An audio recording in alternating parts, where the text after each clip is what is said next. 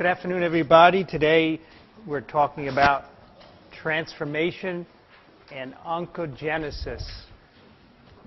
So let's define some of these terms. Actually, we won't talk very much about oncogenesis, which is the development of cancer. And you'll see why in a few moments. Cancer, of course, is a malignant tumor, a growth that's not contained. It infiltrates into other tissues and replaces normal cells.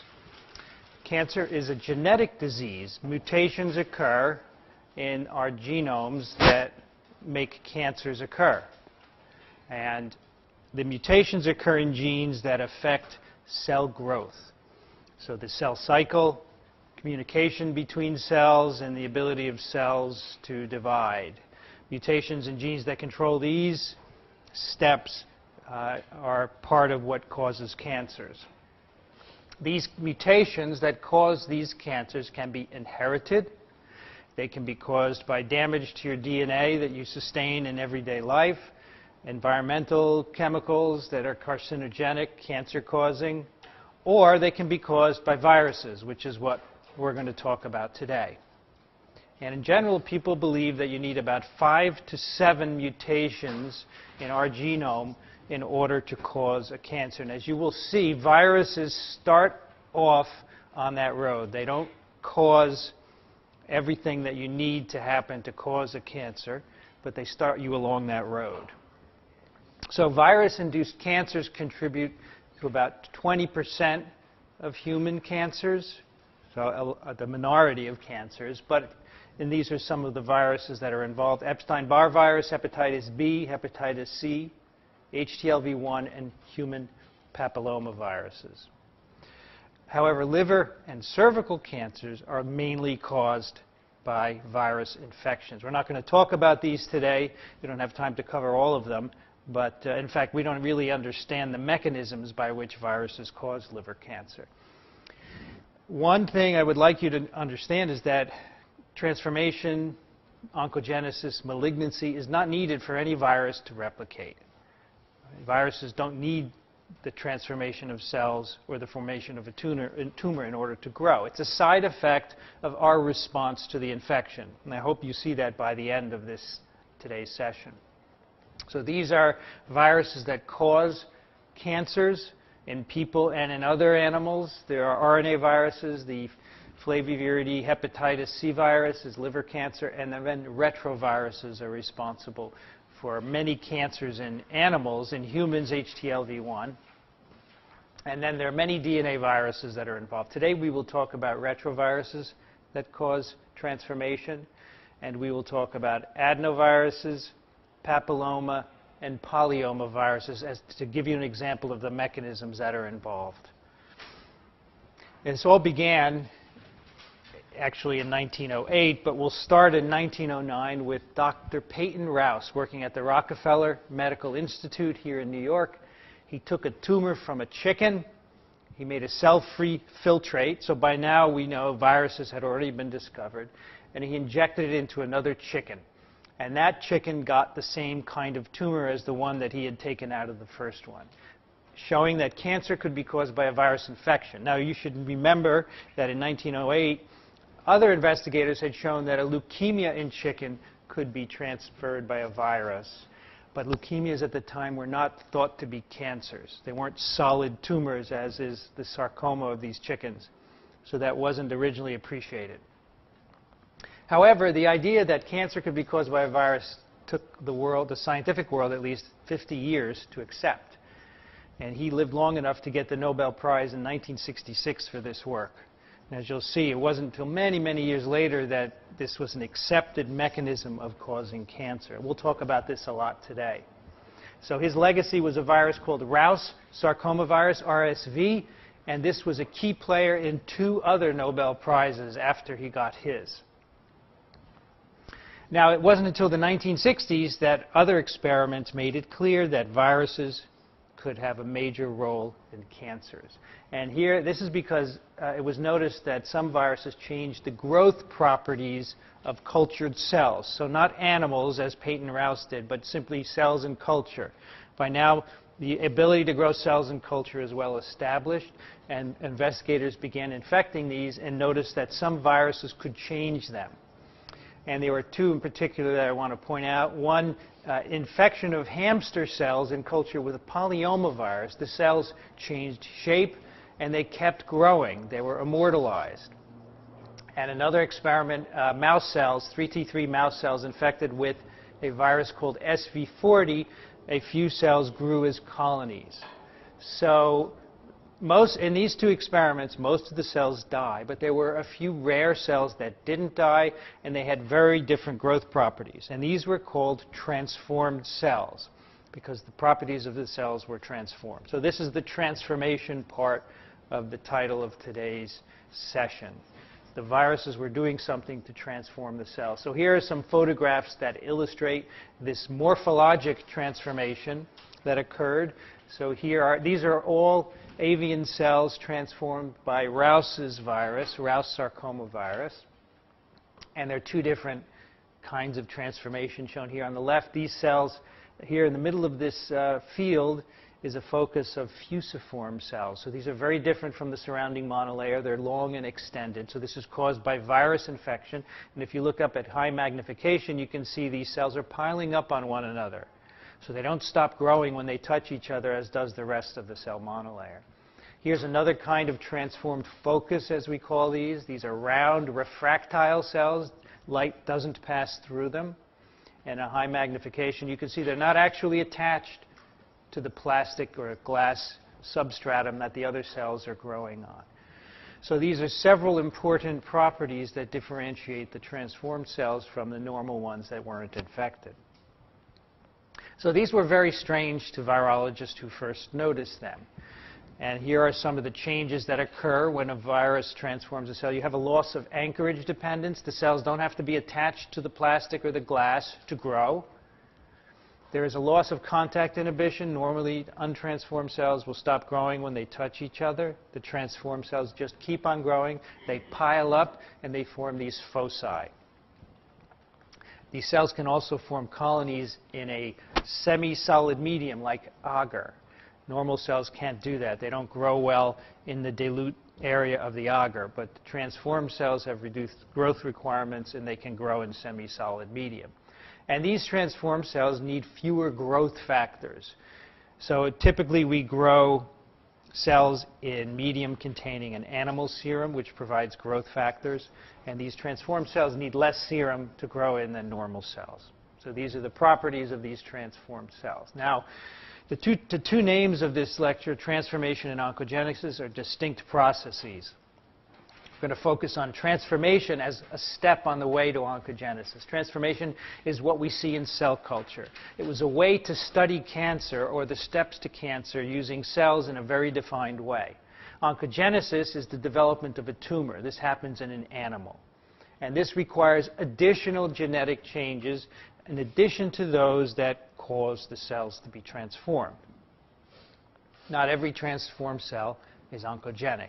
If it doesn't have the right mutations to make it oncogenic, it will not form a tumor if you put it in an animal.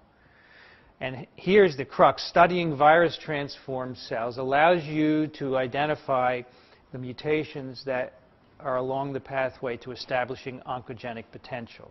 So today we're going to focus on transformation, these morphological changes that occur when a virus infects a cell, and what's the basis for those. And remember, no virus can do it all. A virus can transform a cell so that it keeps growing, but it can't make it a cancer cell. The cell sustains mutations on its own in order to become cancerous.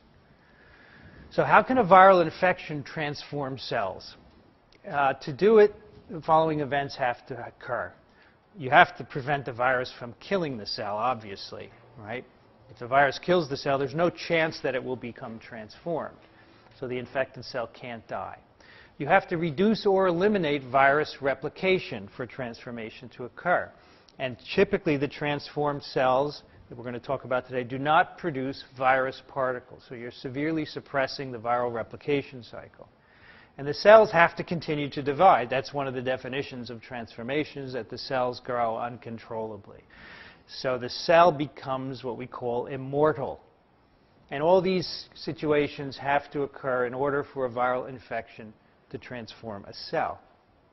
Now, remember the first 2 points, reducing or eliminating cytopathic effects or reducing or eliminating viral replication.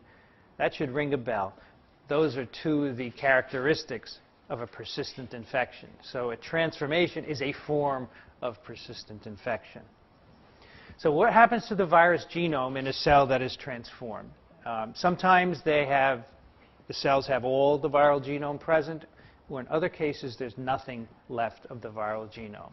And these were very early observations that were made when virologists were studying transformed cells, and they didn't understand them. How could there be such distinct results in cells that are all transformed and have the same properties? So clearly, the transforming infection is not a latent infection, because in those kinds of infections, the virus can periodically emerge as infectious particles. So this was different from that. And for many years, it wasn't clear what was going on. So what we're going to do today is talk about how viral transformation made a convergence in all the areas that were being studied in cancer biology. So in the 1900s, the retroviruses were discovered, and those led to studies in the 50s with Rous sarcoma virus. In the 40s, scientists began studying cancer biology in vitro. And in the 1920s, the DNA viruses that cause tumors were identified. And these led to studies in the 50s, all of which converged in the 60s and 70s and led to our current unified understanding of cell growth control. So I'm going to try and give you an idea of how this evolved today. And we'll first start with the RNA tumor viruses. How does Rous sarcoma virus cause tumors in chickens, and how does it transform cells in vitro? And then later on, we'll come to the DNA viruses as well. So the start of this is a virus called avian leukosis retrovirus, or ALV. These are in all chicken flocks around the world. No matter where you get your chickens, they all have avian leukosis viruses. And this is the virus that was first identified in 1908 by Ellerman and Bang as causing leukemia in chickens. It's a simple retrovirus. Remember, retroviruses have single-stranded RNA genomes, and they use reverse transcriptase to integrate a DNA copy of the genome into the host. Most chickens get infected with ALV within a few months. It's in the chicken colony, and it spreads among them as new chickens hatch. Now, the leukemia occurs sporadically, usually in birds over 14 weeks of age, at a rate of about 3%. So 3% of the infected chickens get leukemia. The rest have an infection that's cleared. It looks like an acute infection, and they are fine. They're becoming immune, and they don't get leukemia. So this is a slow disease. It takes over 14 weeks to develop. It's not an acute disease, and leukemia is not a solid tumor. So it's very different from the disease that Rous transmitted to chickens with his virus. Right? Now, as birds age, other rare cancers show up. And that's what Rous was studying, a rare tumor, a solid tumor that arose in older chickens.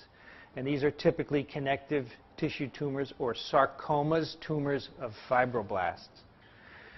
When you isolate virus from these tumors and inoculate them into chickens, which is what Rous did, they cause sarcomas, not leukemias.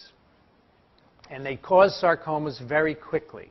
And that was the virus that Rous isolated. He called it Rous sarcoma virus. It grew very well in the laboratory. In most of the time when you isolate these viruses from chicken tumors, they prove to be defective. And they can only grow in the presence of the original ALV, the avian leukosis virus. We'll explain that more in a moment. And as you'll see, Rous was very lucky because the one virus he did isolate turned out to be not defective. So let's explore the relationship of RSV to ALV. So ALV, the virus that was studied by Ellerman and Bang in 1908 that causes leukemia, versus Rous sarcoma virus, which causes solid tumors. So remember, these are simple retroviruses. They have a very distinct cell cycle where the viral RNA is copied to DNA, which integrates into the host chromosome. And it's from there that new copies of viral RNA are made that direct the production of viral proteins as well as new genomes. So we've studied this. This should all be very familiar to you. So how does RSV cause sarcomas but not ALV? The key finding is that, which was made many years later after Rouse did his work, was that the viruses that you get from solid tumors are recombinants. They have picked up a piece of host DNA from the chicken. And it's not random DNA. It's a specific kind of DNA. It's an oncogene. And Bishop and Varmus identified the oncogene in Rouse sarcoma virus in 1976. They called it VSARC. And this was one of the 2 Nobel Prizes in Rouse sarcoma virus after Rouse's himself. So they got the Nobel Prize in 1989 for that. So they'd identified the oncogene that Rouse sarcoma virus had picked up from the chicken genome and made this virus able to cause solid tumors. So here's the major insight from all of this. So birds get a variety of tumors as they age, solid tumors. These tumors all have retroviruses in them, and they're all derived from ALV, the virus that causes leukemia. But they're all different. If you take a chicken with one tumor and a second chicken with another, and you isolate and compare the Rouse-like viruses, they're going to be different. And Rouse has the only one that was not defective. So if he had picked up a defective Rouse-type virus, he would never have learned anything. It would have taken many, many more years.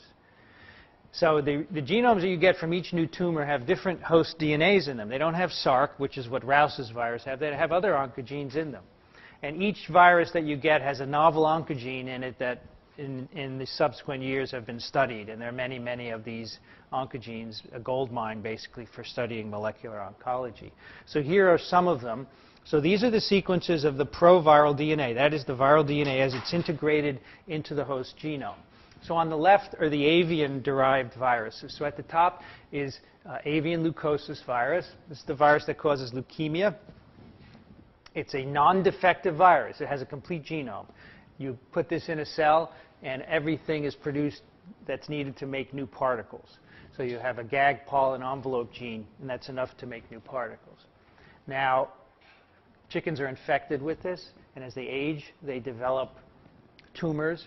And here's Rouse's Rouse sarcoma virus that caused solid tumors. And he was lucky because what happens here is the SARC gene, which is derived from the cell, is just inserted near the 3' end of the genome, and there's no loss of virus sequence. That's why we say this is a non-defective virus. All the other avian viruses, so these are all viruses that cause various tumors in birds. They're all derived from an ALV-like progenitor. They're all defective. Here, all the oncogenes, and they're all different. You can see FIPS, MIB, MIC, MIL, etc. The oncogenes have inserted into the genome, but there's been loss of genome sequence as well. So these viruses will not replicate unless there is a parental helper virus present. Okay, so that is the difference. That's why Rouse was very lucky. He got the one virus that just by luck happened to not be defective. It didn't lose any virus sequence as it went into the genome. Now, we're going to spend some time discussing that, but before we do, remember, not all retroviruses cause tumors. One of the key requirements for causing a tumor is that the virus doesn't kill the cell. And remember, lentiviruses are cytopathic, so they don't induce tumors directly. Okay? Now, back to the defective and non-defective issue. I want you to understand this. So defective simply means you're lacking a part of an essential viral gene, so you can't make virions when that genome goes into a cell. You need a helper virus. So you have a defective genome and a wild-type genome. When they both go in the cell together, both will replicate because the proteins are all supplied by the wild-type helper. And these defective viruses typically are missing envelope proteins, so the oncogenes go in and envelope proteins are deleted during the process of oncogene capture. Okay, that's why we call these defective retroviruses. Now, how does this virus pick up a cellular gene? And these are two theories for it. Remember now, when a retrovirus infects a cell, you may have a circular double-stranded DNA copy made, which then integrates into host DNA. So here's the proviral sequence here. The virus is in the middle in blue, and the host is on either side. And it's from there that wild-type mRNA is made, which goes into new virions. Now, sometimes you get deletions of this 3' LTR, which contains the stop signal for transcription. And you make a little bit longer mRNA, which then includes the sequence of a neighboring gene. And if the virus has integrated next to a potential oncogene, then this mRNA will be a fusion of virus sequences and oncogene sequences. So that's one idea. The other is that even in the presence of the 3' LTR, sometimes you get aberrant transcription through it, and you have inclusion of cellular sequences in this viral RNA. These are then packaged into virions.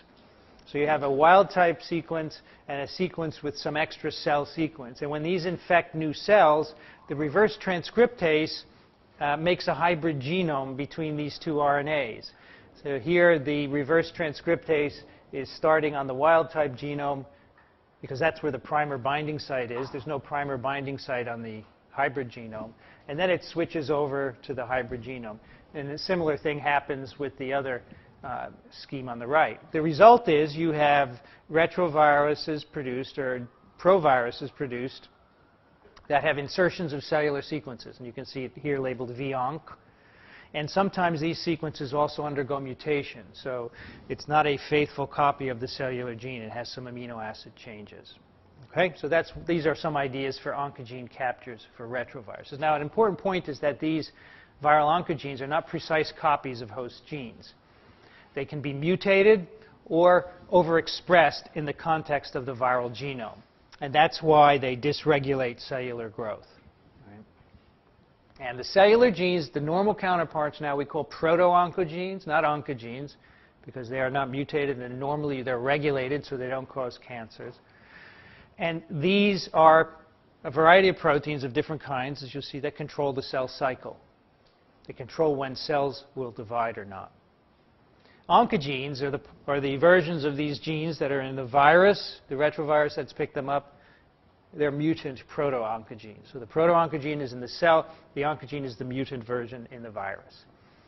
So basically, if the proto-oncogene is made at the wrong time during a virus infection, or if it's mutated so it's constitutively active, it makes the cell grow without regulation. And this is an accident. The retrovirus has picked this up by accident. Right? The retrovirus doesn't need this to propagate. These are mostly defective retroviruses. But the end result is that these can transform cells, make them grow aberrantly. So what are proto-oncogenes like? These are the normal copy of the genes in cells. They're in all cells, and they're involved in control of cell growth. They're very regulated, as you might understand. There are over 60 known. And we give them names like this with a little C in front of them to show cellular oncs like C-MYC, C-MOS, C-RAS, C-SARC. And the viruses that have the altered copies of these oncogenes have a little V in front of them, V-MYC, V-MOS, V-RAS. Okay, so proto-oncogenes and oncogenes. And there are 5 major classes of proto-oncogenes, that is the cellular versions of these genes that are picked up by retroviruses. And here they are. There are growth factors, soluble proteins in the medium of cells that bind to receptors and stimulate cell proliferation. They can be the receptors for the growth factors, the proteins in the membrane that take the growth factor and send a signal into the cell to start dividing. They can be the proteins within the cell that are part of the signaling pathway.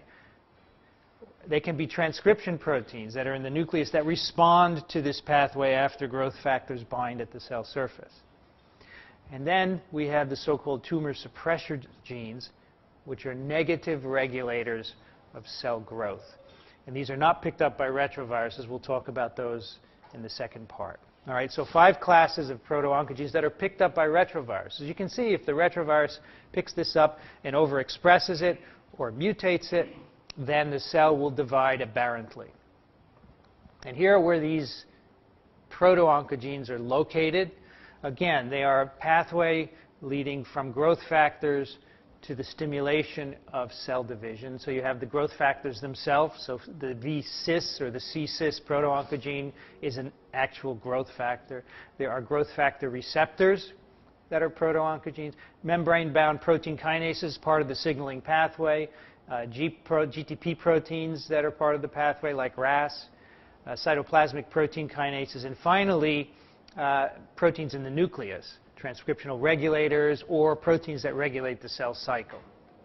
Okay, so again, the retrovirus picks up one of these and plugs into the pathway and makes cells divide uncontrollably. Remember the phenotype that we saw in the cultured cells, uncontrolled cell growth, and the cell shape change and the loss of adhesion properties all are related to some of these membrane-bound proto-oncogenes as well.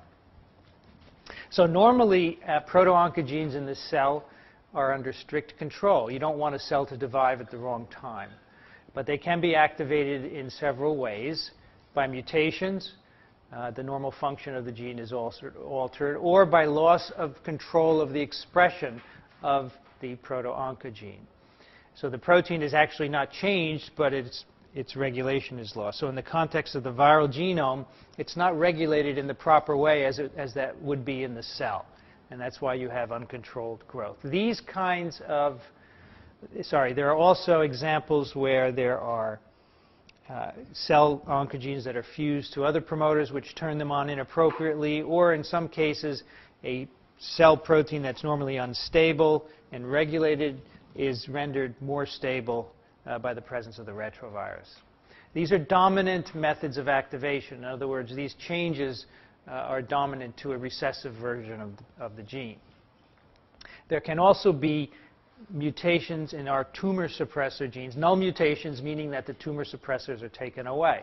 And these are negative regulators of the cell cycle. They're normally repressors of the cell cycle. So if you take them away, you have transformation and eventually oncogenesis. And we'll talk about those a bit later. These are recessive mutations. So all of this plugs in to the cell cycle and how it's regulated. And so I'm hoping most of you have learned about the cell cycle. If you haven't, the textbook, Chapter 7, has a good description of it. You know, the cell cycle is a very ordered process that cells go through in order to duplicate their genome and then divide into two parts. And there are distinct phases, the G or the gap phases, and then there's the synthesis phase where DNA replication occurs, and the M phase where the cells actually divide. So this has to be very regulated, and there are many proteins that are involved in this regulation. The initiation of mitosis is typically done by growth factors, and those are proto-oncogenes, the growth factors, the growth factor receptors, all the members of the signaling transduction pathways. In fact, these proto-oncogenes that signal go into mitosis were all revealed by studying the dominant oncogenes found in transforming retroviruses. There's another checkpoint in the cell cycle where things can stop if the conditions aren't right for cell division. And that is regulated by the so-called tumor suppressor genes, which were discovered by studying DNA viruses. These are the recessive oncogenes, which we'll talk about in a moment. So the regulation of the cell cycle is tied intimately with the study of cell transformation by RNA and DNA tumor viruses. So retroviruses transform cells three ways. The first is those that make rapid tumors. So Rouse's solid tumors in chickens is an example. Rouse sarcoma virus, within 2 weeks of inoculating a chicken with this virus, you get tumors formed. And remember, Rouse has an activated oncogene in its genome, the SARC oncogene. It's a dominant oncogene. The protein is produced as soon as the virus replicates, and that triggers the cell to divide abnormally. So that's the first class, rapid tumor formation. Then we have some retroviruses that take a little bit longer to make tumors or to cause cancers. This is the intermediate kinetics. Avian leukosis virus is an example. The leukemia in chickens, which takes months to develop. Avian leukosis virus, the virus found in 1908 by Ellerman and Bang, has no dominant oncogene in it. What it does is it integrates next to a proto-oncogene in the genome and turns on its expression aberrantly. Okay, so it's called cis activation. The integrated provirus turns on the expression of a proto-oncogene, and that expression isn't controlled properly because it's under the control of the retrovirus. And then we have retroviruses that have very slow kinetics of tumor formation. These were just discovered in the 1980s, like HTLV1, human T-cell lymphotropic virus. They take years to develop tumors. There's no oncogene. There's no cis activation. Rather, it's believed that there's a viral regulatory protein that activates cell proto-oncogenes by transactivation. It acts like a transcriptional activator to turn on the aberrant synthesis of proto-oncogenes. So let's go over that again. 3 kinds of retroviruses. The transducing retroviruses, which cause rapid induction of tumors. They pick up a normal gene, and they make an altered protein with abnormal properties. Those are like the Rous sarcoma viruses. The cis-acting retroviruses, avian leukosis virus types. The 3' downstream LTR can act as a promoter to drive the aberrant expression of a cellular proto-oncogene. There are also many enhancers in this LTR, and in fact the enhancers can turn on at a distance the activation of a cellular proto-oncogene. Then we have the trans-activating retroviruses, which are slow inducers of transformation. They express a transcriptional activator protein. So they don't pick up an oncogene. They don't integrate to cause activation of a proto-oncogene. They express a protein which turns on cellular genes. And one example is interleukin-2 and its receptor. So one cell will now make IL-2, which is the ligand for the IL-2 receptor. And if that's a T cell, that will begin to proliferate uncontrollably and eventually form a tumor. So it's autocrine stimulation of growth. Okay. So here are some diagrams to further clarify these concepts of the 3 kinds of retroviruses with oncogenic potential. The transducing retroviruses, these are now diagrams of the provirus.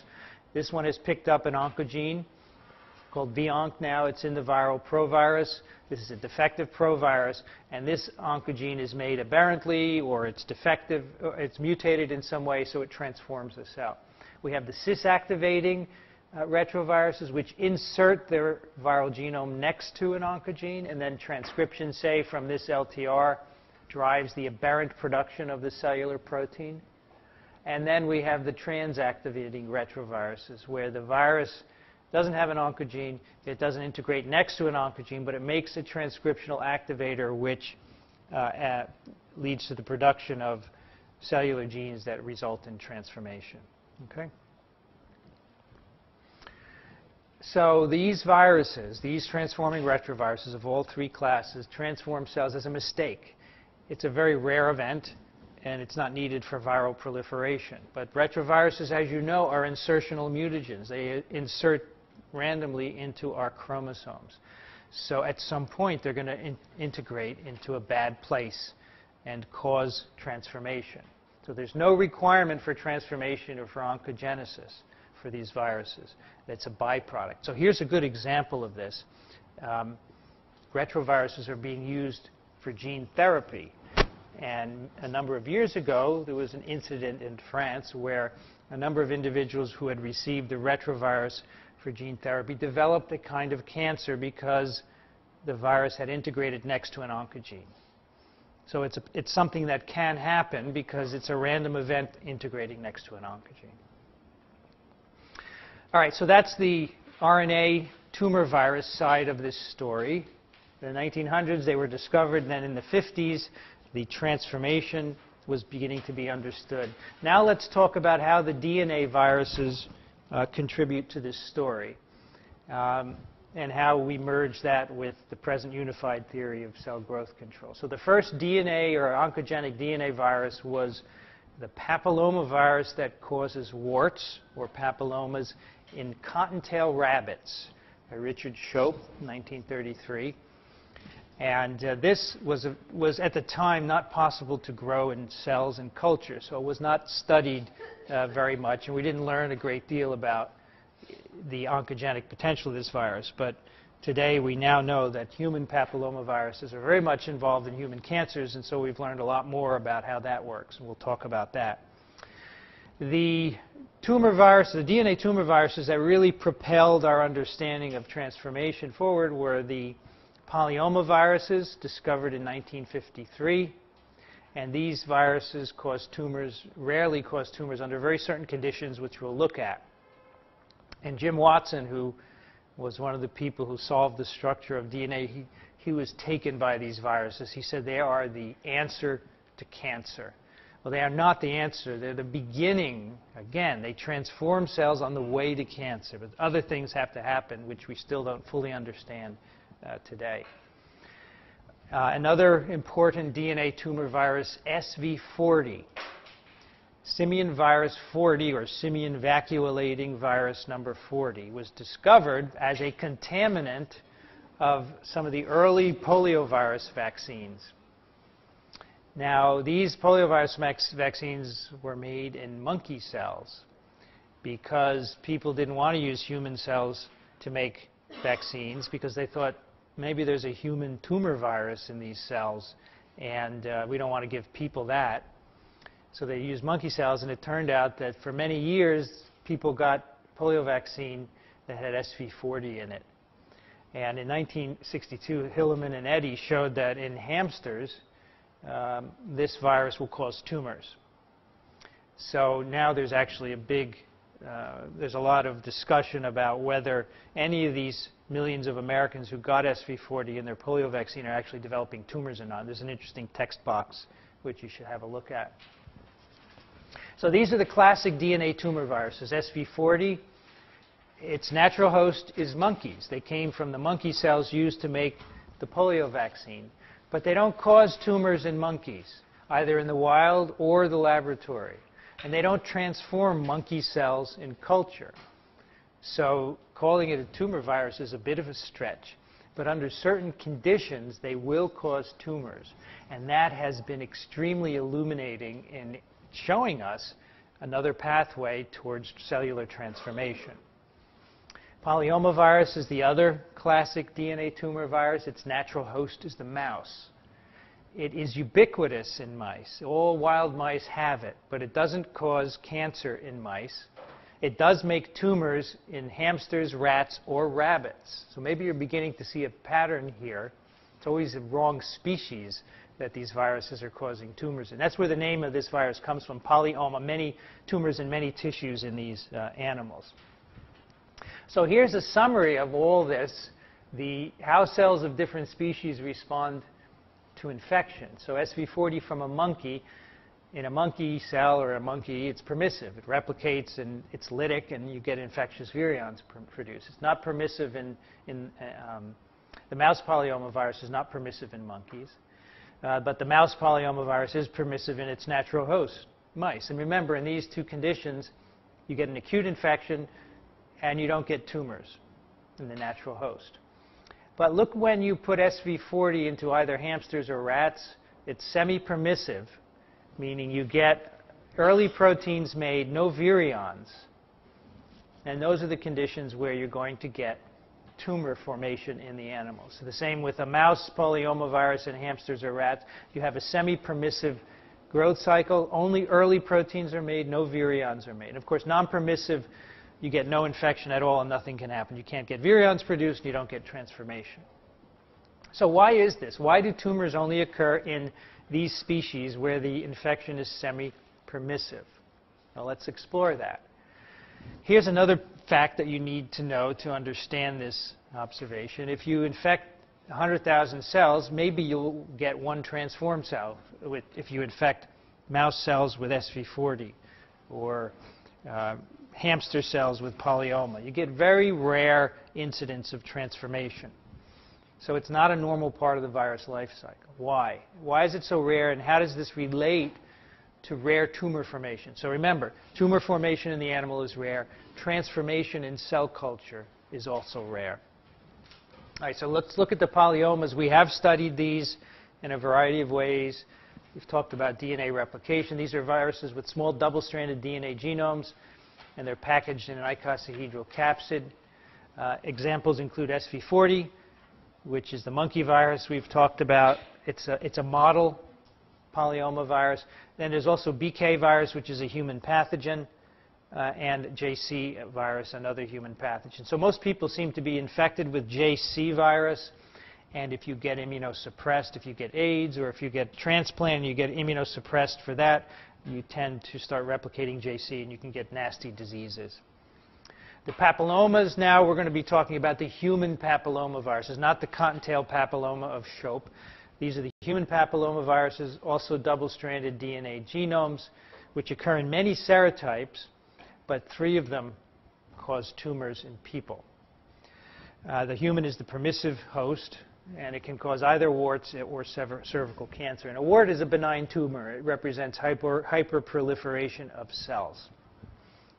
And finally, the adenoviruses, another family of transforming viruses. We've talked about these. These are larger viruses with double-stranded linear DNA genomes. These are the viruses with the interesting spikes coming out of each 5-fold axis of symmetry. There are many serotypes of adenoviruses as well. This does not cause cancer in people, only in hamsters and other laboratory animals. And there are certain serotypes that are more strongly tumorigenic in that host than others. So again, the tumors caused by these DNA, the polyomaviruses, the adenovirus are rare events.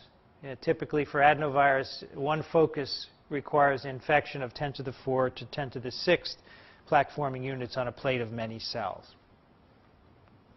So viruses from these families cause rare tumors and rare transforming events in certain cell types. Why? And the key here was the discovery of what we call the tumor antigens, or the T antigens, which you've heard about before in the context of DNA replication.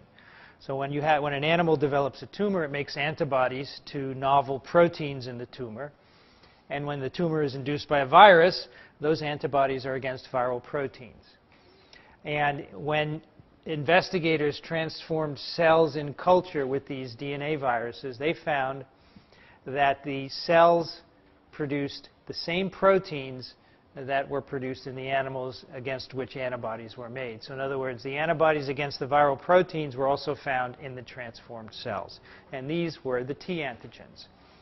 Furthermore, when investigators looked at these cells that had been transformed by the small DNA viruses, they found most of the DNA was missing.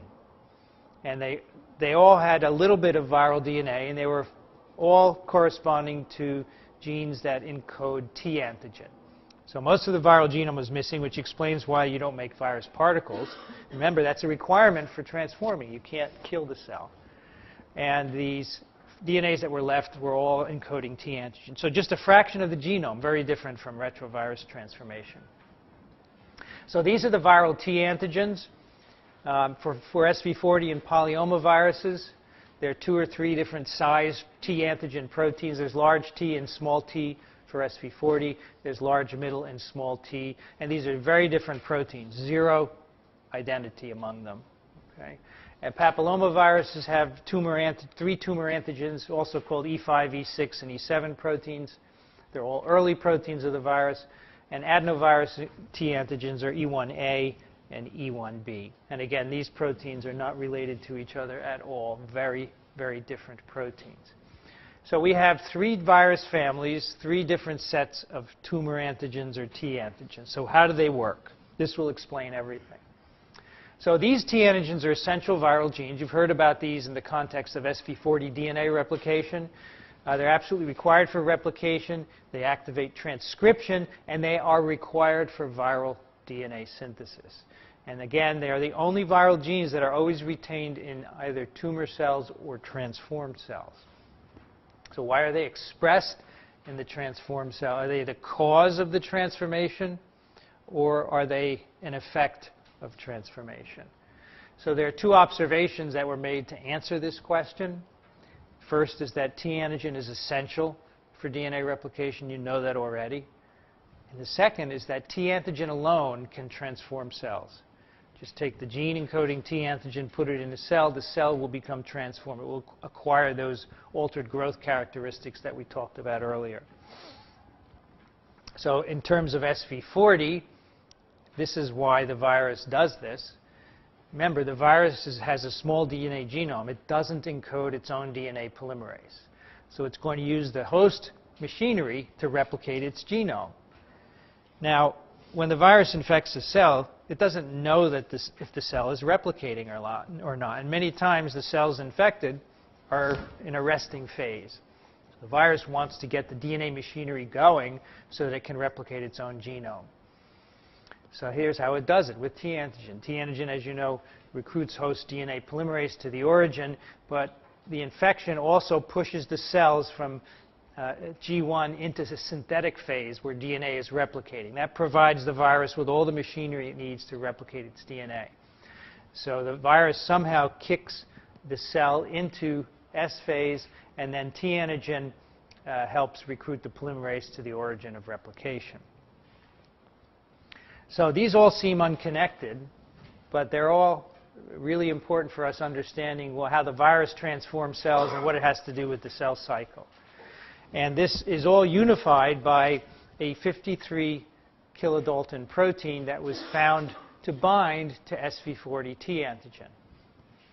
Now, transcription of adenovirus early genes was found to require genes of the E2F family, a set of cellular transcription factors that were needed for production of early genes of adenovirus.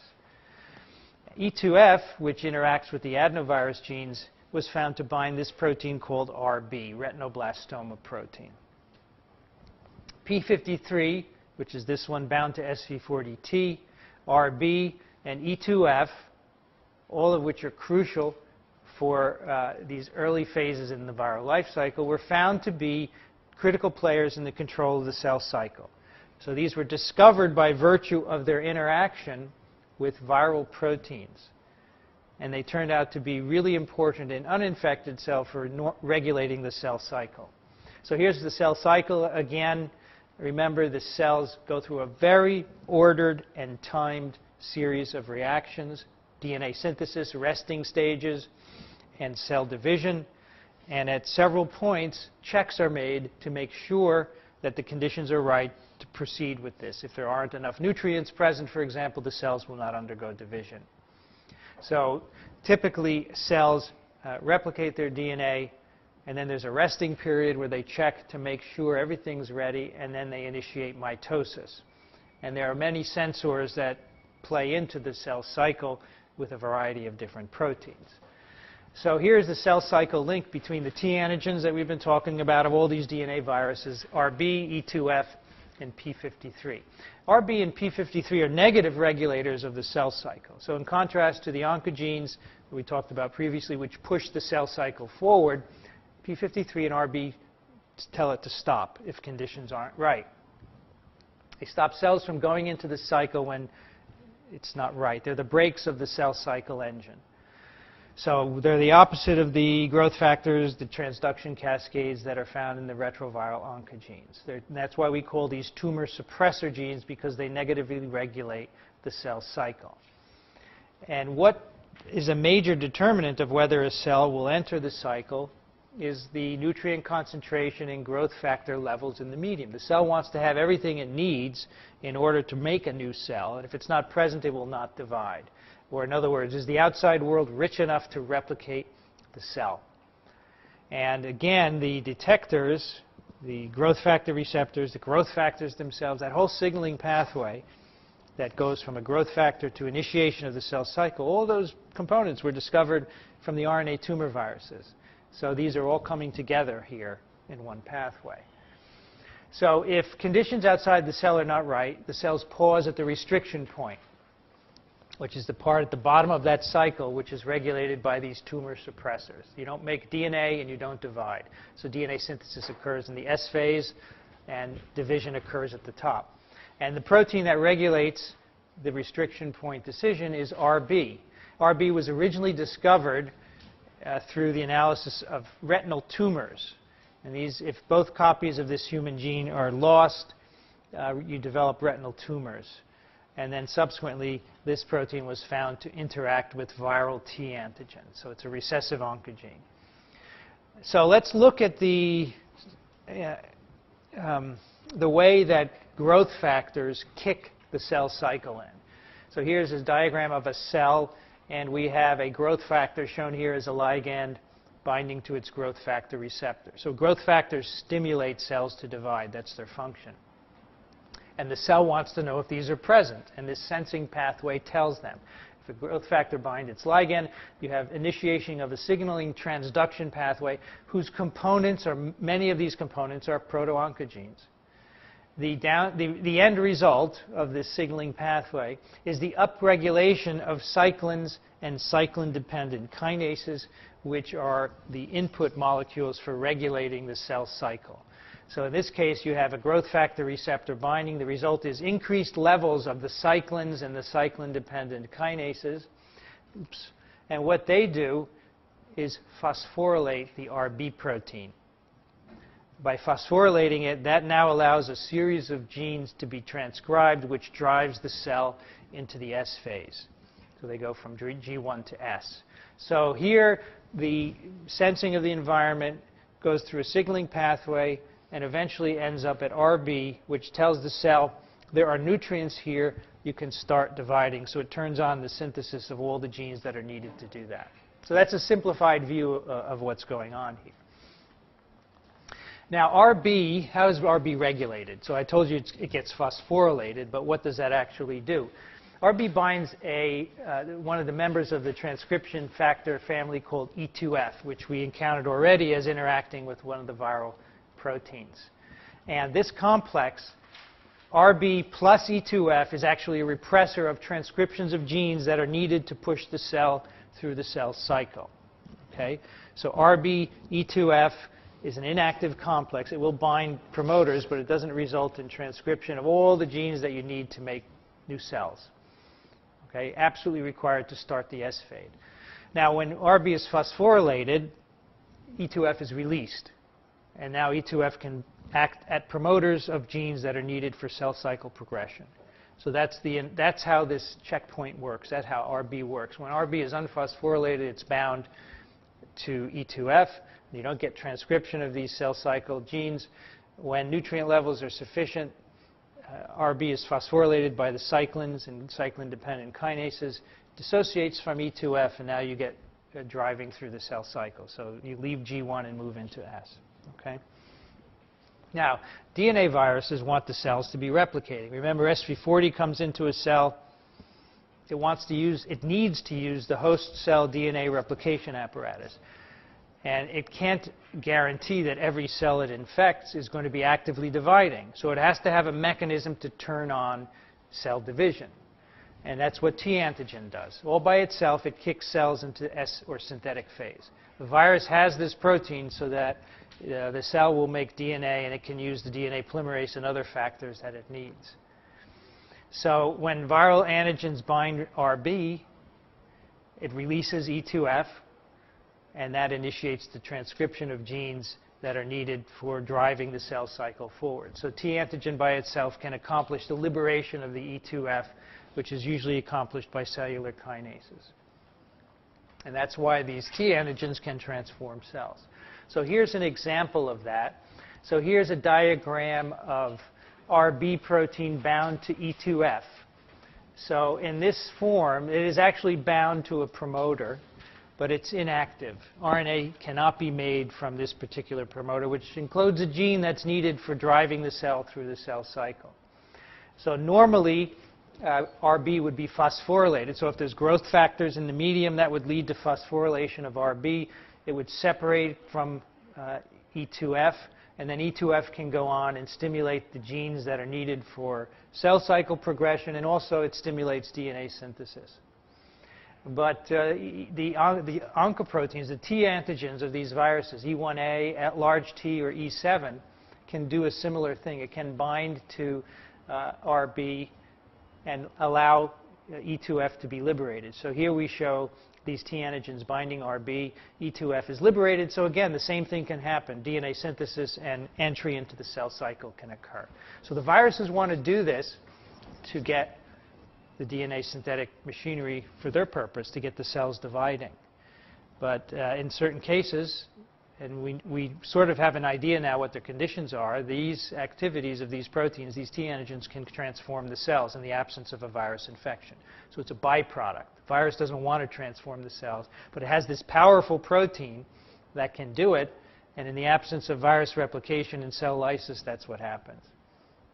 So we say that viral T antigens bypass the normal regulatory controls imposed by RB phosphorylation. They start the cell cycle so viruses can replicate. There's one more decision point that I want to tell you about, one more go, no-go decision, and that's controlled by P53, the other protein that interacts with these T antigens.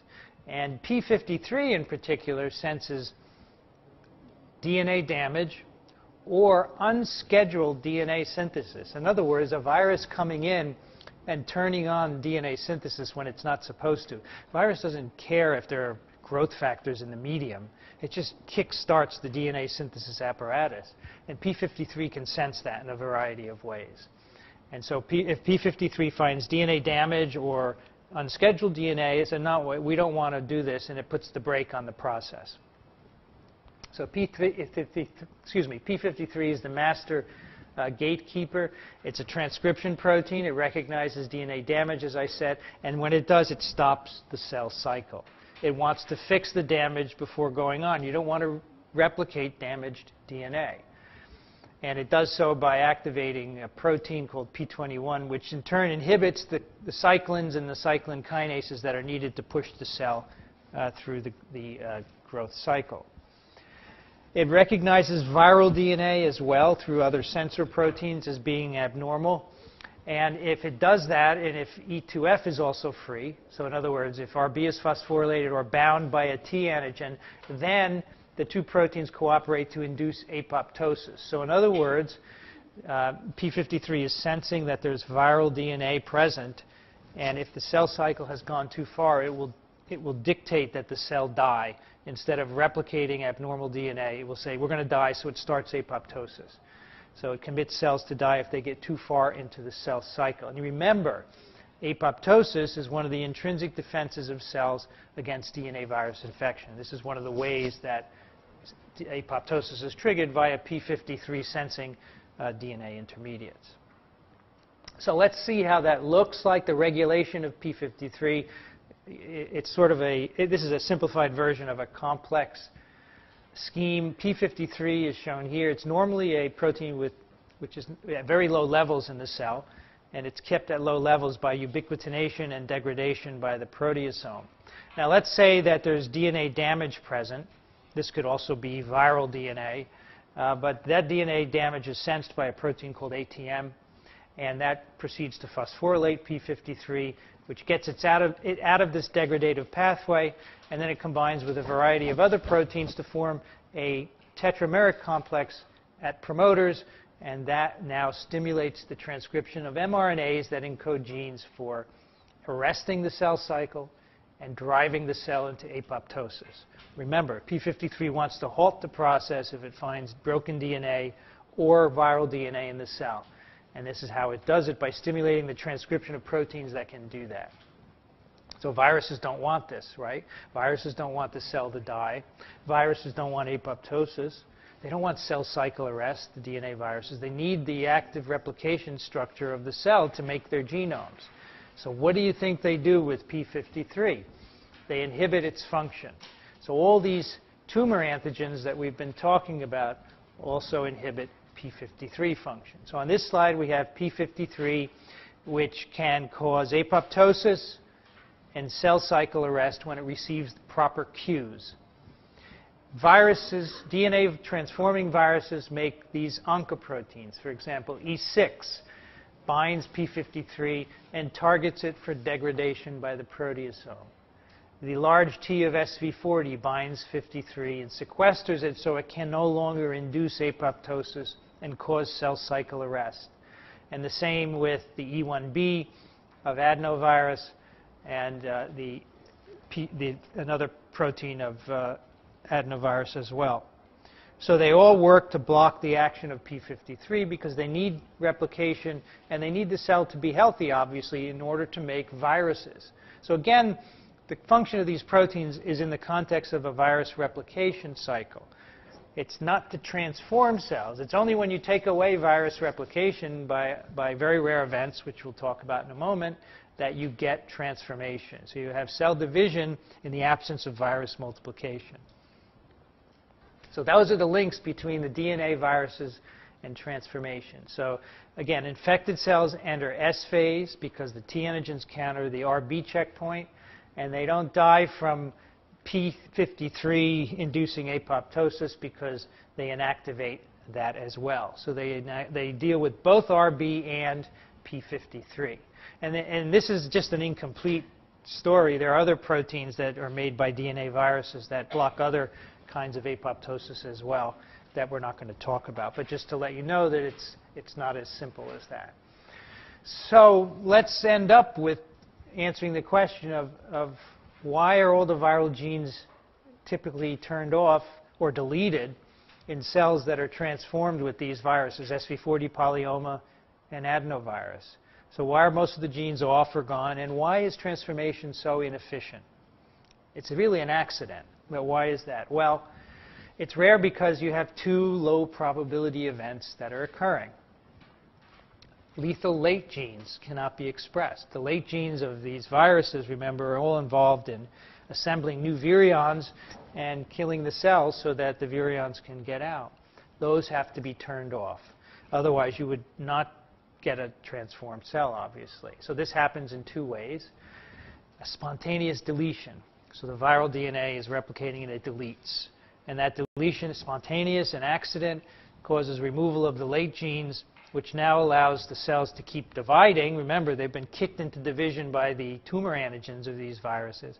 But there's no virus being made, so they're transformed and they keep dividing.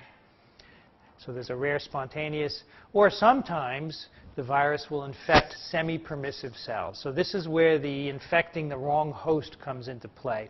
When a monkey virus infects a hamster cell, the late genes don't work. They're not expressed. It's not the normal host.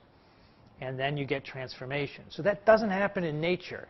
But we do it in the lab, and we learn from doing it how all of this control works. So that's what I think is the beautiful part, that you learn by using a virus in the wrong species, and you find out how that aberrant infection can lead to transformation. So you got to get rid of the late genes, and you have to make these T antigens. Each virus has its own set of T antigens. You have to make them all the time and transmit them to the divided transformed cells in order to maintain transformation, keep the cells growing, and eventually sustain the genetic mutations that cause oncogenesis. So the T antigen gene has to be present in every cell and expressed, and that's also a very rare event. Right? So the DNA is typically integrated into the host DNA, and the DNA is expressed, and the protein is expressed. So those two conditions have to be met. It's not the normal part of a virus life cycle. These are accidents that happen. They're very rare, but when they do, the cells become transformed. So transformation and tumor formation are abnormal processes for these DNA tumor viruses. That's tumor in quotes, right? They're not really tumor viruses in the normal host for the most part, except the papillomas are an exception. But we've learned these pathways by infecting the wrong host. So transformation is an epiphenomena, something that happens in addition to the normal events. And that happens because the viruses must interfere with the cell cycle, as I've told you, to get their DNA replicated.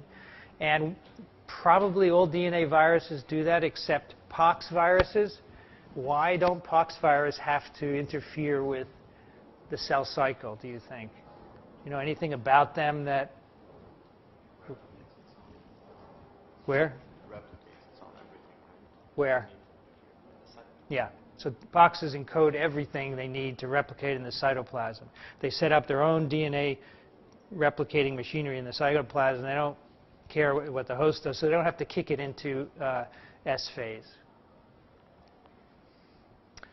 They start the cell synthetic machinery to make DNA, and that's done by T antigens, which activate the cell cycle to get it through the S phase. They inactivate P53 and RB.